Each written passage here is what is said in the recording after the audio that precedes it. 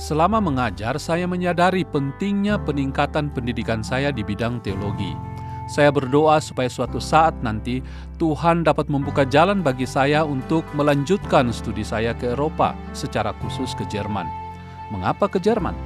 Karena saya berasal dari gereja Batak, di mana penemu kekristenan di suku saya adalah misionaris dari Jerman pada tahun 1865. Saya ingin diterima di lingkungan gereja asal saya di kemudian hari. Kedua, karena saya melihat bahwa hampir semua isu-isu teologi dalam sejarah kekristenan didominasi oleh teolog asal Jerman, dan saya ingin belajar ke sarang para teolog ini. Setelah kurang lebih 4 tahun berdoa sambil mengajar di I3, Tuhan akhirnya menjawab doa saya. Saya mendapatkan beasiswa studi ke Eropa, tetapi bukan ke Jerman, melainkan ke Oslo di Norwegia. Saya langsung diberangkatkan tanpa penjelasan lebih rinci studi apa yang akan saya ambil di Oslo, tetapi yang jelas adalah untuk program master atau S2. Saya studi di seminari milik Norwegian Lutheran Mission, NLM. Saya senang mendengar nama Lutheran, karena gereja di mana saya dibesarkan adalah anggota Lutheran sedunia. Meskipun saya tidak dikirim untuk studi ke Jerman, tetapi dengan teologi Lutheran yang saya pikir akan saya pelajari, tentunya akan membuat saya merasa betah dan sukacita berangkat ke Oslo. Di Oslo pertama kali saya berhadapan dengan negara 4 musim. Ketika itu musim gugur dan tidak beberapa lama lagi akan berganti ke musim dingin. Salju mulai turun seperti serbuk-serbuk putih memenuhi bingkai jendela kamar saya. Pemandangan yang sangat indah dan membuat saya bersyukur atas anugerah Tuhan memberikan saya kesempatan studi di Oslo atas biaya NLM. Ketika saatnya harus menulis tesis, saya membuat proposal akan menulis pengajaran Martin Luther tentang Roh Kudus. Ide ini didasari oleh pengalaman pribadi saya yang sangat miskin tentang Roh Kudus selama saya dibesarkan di gereja suku saya. Di sisi lain, sejak pengalaman rohani saya dengan Tuhan Yesus yang bertumbuh di gereja Pentakosta dan Bethel, hampir setiap hari selalu berbicara tentang Roh Kudus. Tetapi secara teologis, saya tidak memahami di mana perbedaan antara suara hati dan suara Roh Kudus. Saya bertekad untuk menemukan rahasia pengajaran Martin Luther tentang topik ini, supaya suatu saat nanti saya dapat menolong para anak muda di gereja sealiran agar mereka memperoleh pengajaran seimbang tentang iman Kristiani dan memahami akan kehadiran Roh Kudus dalam hidup mereka sehari-hari.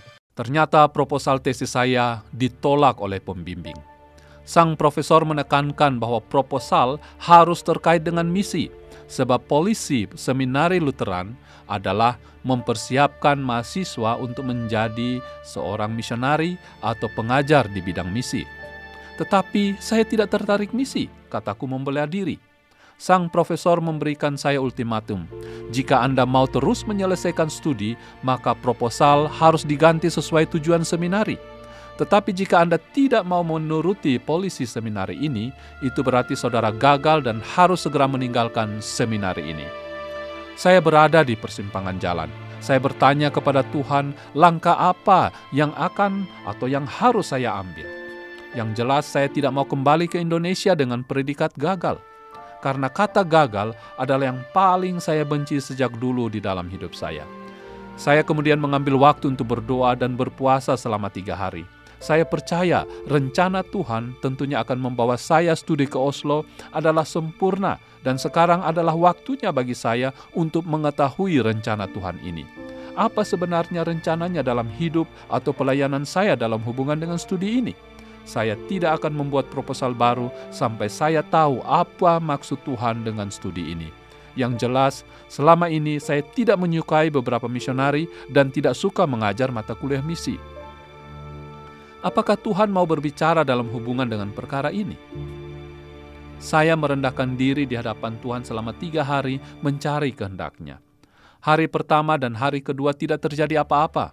Teman-teman saya mulai curiga apa yang terjadi dengan saya karena saya tidak muncul di ruang makan sudah 2 hari ini. Telepon di kamar saya berdering, terus mencari tahu ada apa dengan saya, apakah saya baik-baik saja. Saya menjawab kepada mereka, saya baik-baik saja. Kalian tidak perlu khawatir mengenai saya. Bergantian para teman juga mengetuk pintu kamar saya. Mereka khawatir kalau saya sedang sakit. Mereka mau berkunjung, tetapi harus mengurungkan niat untuk berkunjung, karena di pintu kamar saya menempelkan stiker, "Tolong jangan diganggu." Hari ketiga pun masih sama seperti kemarin, tidak terjadi apa-apa yang istimewa. Pengalaman di bulan April 1983 memotivasi saya bahwa Tuhan akan berbuat sesuatu, dan saya terus berdoa sambil membaca Alkitab saya.